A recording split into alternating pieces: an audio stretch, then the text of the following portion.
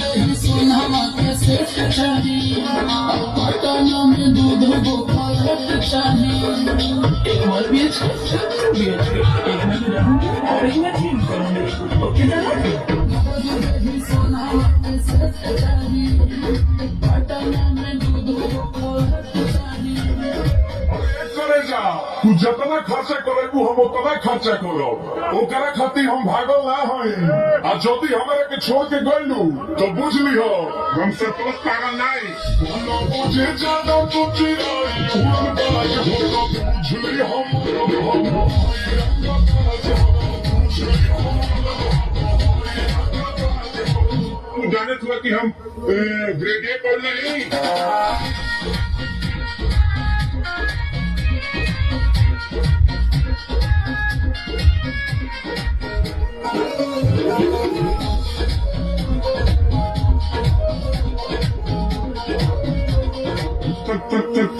पाला बच्चा हीरो जहाँ के घर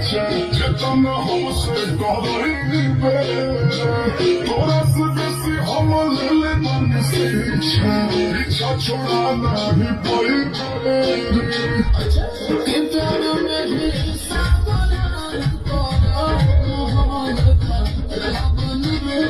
अरे एक करे जा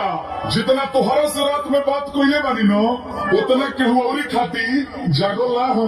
लेकिन जदि तू हमार दिल तोड़लू तो बुझ ली हो हमसे तो पागल नहीं हम बुझे ज्यादा तो चिराई उड़न बाज हो तो बुझ ली हम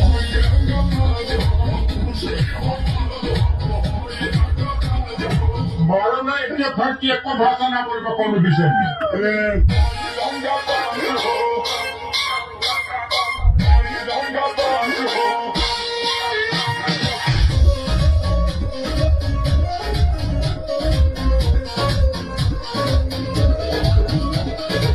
प्यारी का धारी चटोरो हम उसके देखो बहुत हो मन बुला बातें औकात पिलिया दे न घूमे हो जाना बहुत हो और मैं इतने फंस में लगा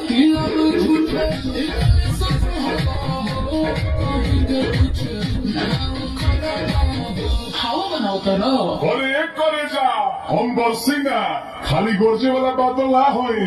आ जदि हमरा के छोड़ के गइलू तो बुझ लिहो हम संतोष पागल नहीं कोनो बुझे